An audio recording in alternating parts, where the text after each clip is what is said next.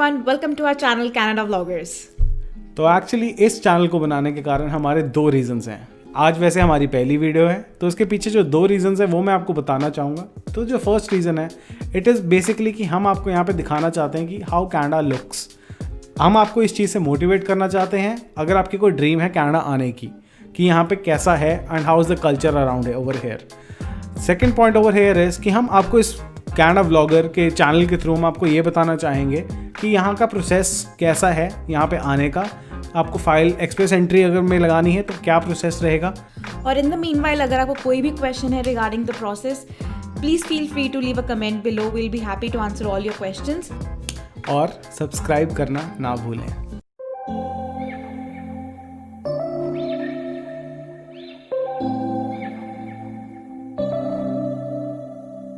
September we met, I could tell by your smile.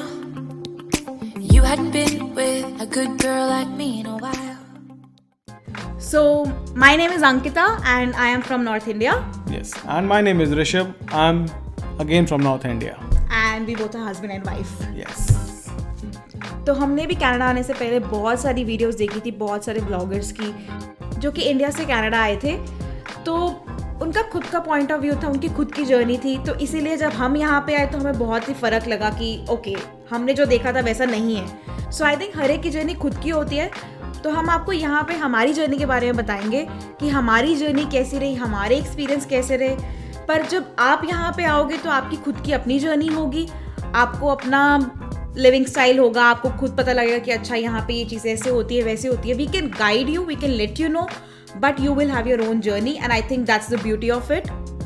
Yes. एक बात आपको बताना चाहूँगा कि ये एक्चुअली चैनल क्यों बना है। इट्स फॉर योर बेनिफिट, ताकि हम आप लोगों को ये दिखा सकें कि जो गलतियाँ हमने करी हैं या जो प्रोसेस को हमें सीखने में 6 महीने लग गए, 7 महीने लग गए, आप लोगों का टाइम वहाँ पे बच जाए। So without any further ado, let's get into our journey to Canada.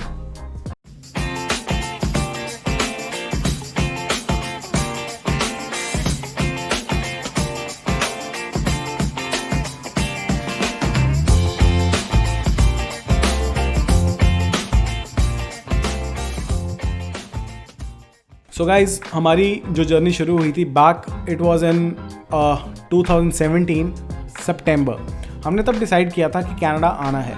तो 3 पॉइंट्स हमारे दिमाग में थे, आइल्स, वेस और मोर इन्फॉर्मेशन क्या है कनाडा जाने के प्रोसीजर में।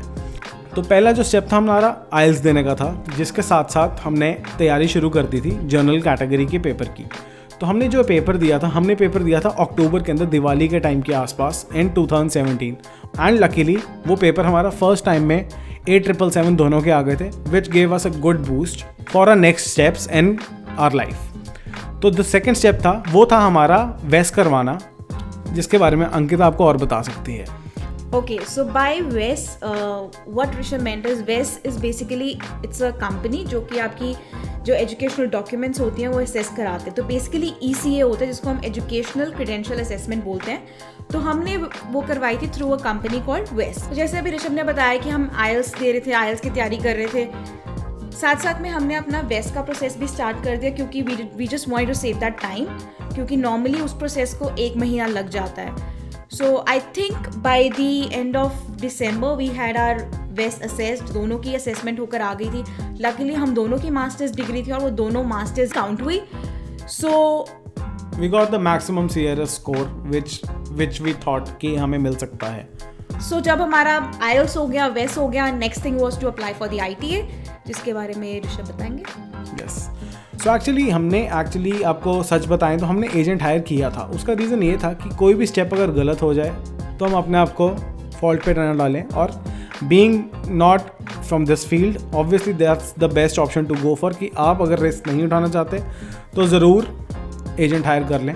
बहुत लोग आपको बोलेंगे मत हायर करें, वो आपके ऊपर डिपेंड करता है। Obviously everybody is that logical और इतना नॉलेजेबल होता है कि हाँ आप खुद अपनी फाइल लगा सकते हो through the logic which is given in a very simple steps. पर मैंने रिस्क नहीं उठाना चाहता था, इसलिए हमने एजेंट हायर किया था। साथ में मैं इसके अंदर ये भी ऐड करना चाहूँगा कि हम पूरा प्रोसेस को खुद फॉलो कर रहे थे। हमने सिर्फ फाइल एजेंट के हाथ में जाके नहीं दे दी थी। It was basically agent was helping us to apply, nothing much more than that. जो आपका सेकंड मेन स्टेप था, जैसे हम बात कर रहे थे ITA का था, उसके लिए आपको अपना CRS स्कोर जानना बहुत ज़रूरी है। CRS स्कोर कैलकुलेट करने के लिए हम एक पूरी डिफरेंट वीडियो बनाना चाहेंगे after a letter period, but आज फॉर द प्रोसेस सेइंग कि आज हमने अपना CRS कैलकुलेट कर लिया और हमने ITA के लिए फाइल डाल दी है। Invitation to apply is the full form for ITA, so we have applied for it. और हमारे को पता था कि वेडनेसडे को ही एक्सप्रेस एंट्री का ड्रॉ आता है, so we actually finished our file on Tuesday itself and submitted the file, and Wednesday को लकीली हमारी एक दिन के अंदर ही फाइल पिक हो गई थी। आई वुड रिकमेंड आप ITA जब आपका इन्विटेशन टू अप्लाई आ जाता है उससे पहले अपना सारे डॉक्यूमेंट्स रेडी रखें, because by the time you reach APR which is application for permanent residency, तब तक आपके सारे डॉक्यूमेंट्स आपके हाथ में हो, like you don't have to juggle around with your job और बाकी चीज़ें जो होती है, फंड्स होते हैं, आपको वो प्रॉब्लम्स ना आए। इससे बेटर है कि सब कुछ पहले ही रेडी रखें।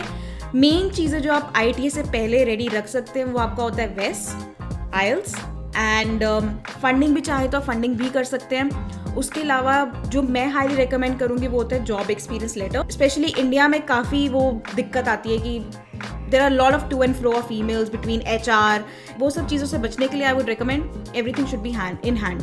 यस गाइस, CIC ने एक टाइमलाइन रखा है कि APR वाले स्टेप से लास्ट स्टेप तक it generally takes 6 months for every applicant, पर अगर आपको उसको शॉर्ट डाउन करना है, like we did it in 4 months, people do it in 2 months also and 3 months also.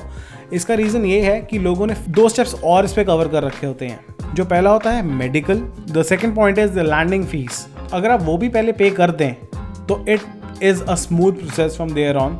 नहीं तो क्या होता है कि व्हेन योर फाइल, आप APR अप्लाई करते हैं, वो आपकी फ़ाइल को चेक करते हैं, अच्छा इस पर मेडिकल नहीं है, मेडिकल दीजिए। It is like to and fro now talking to the agent of CIC, जिसके कारण आपका टाइम वेस्ट हो रहा है। फिर अगर आपने मेडिकल उसके बाद सबमिट किया है, मेडिकल सबमिट होने के बाद आपका नेक्स्ट स्टेप होगा ओके आपकी फ़ाइल बिल्कुल ठीक है, अब आप हमारे को PR की और एक लैंडिंग फ़ीस जौन सी है उसके लिए प्लीज़ आप अपनी लैंडिंग फ़ीस जमा कराएं। अगर आप लैंडिंग फ़ीस जमा कराने लगे फिर आपको 1 हफ्ता लगेगा। तो just to cut down your process, do everything beforehand if you know that कि मेरी फाइल में कोई फ्लॉ नहीं है and it will be surely going in one go. So हमने अपनी एप्लीकेशन विच इज़ APR हमने की थी मार्च एंड में। We got our medical done in February, everything was sorted out till by the end of February including funds and everything. So मार्च में भी applied and July mid में हमारे को उन्होंने बोल दिया था कि आप अपने पासपोर्ट सबमिट कर दीजिए, and by the end of July we had our passports in our hand. That's pretty much it for our process. But I know वो 4 महीने जो हमने निकाले वो बहुत मुश्किल के थे, क्योंकि हमें ये पता था कि in 2017 नॉर्मली वो 2 से 3 महीने लगते थे किसी की भी PR आने में, बट हमारे लिए वो थोड़ा लेंदी प्रोसेस हो गया था. We don't know the reason why it took that much long, but yes, instead of like 2 or 3 months, it took us 4 months. But yeah, we got our PR, which is, yeah, we got our PR. So that's it for today's video. हम अपनी journey के बारे में और बताएंगे आपको कि हम जब इंडिया से यहाँ आए हमने कौन सी फ़्लाइट्स ली, हमारे को कितने की फ़्लाइट्स पड़ी, कितने की टिकट्स पड़ी, एंड बेसिकली हमने क्या सोचा था कि हम क्या क्या लेकर आए, एंड देन हमें यहाँ पे आके क्या शौक लगा, क्योंकि when you are coming to Canada यहाँ पे बहुत से इंडियंस हैं, बहुत से इंडियन स्टोर्स हैं, तो काफ़ी कुछ मिल जाता है. तो इसलिए जब आप अपनी पैकिंग करेंगे यू शुड बी माइंडफुल आप क्या लाएँ क्या ना लाएँ. सो हम आपको उस सब के बारे में बताएंगे हमारी अपकमिंग वीडियोज़ में. So stay tuned. If you like our video, please do like, subscribe and comment if you have any queries. Thank you. Bye-bye.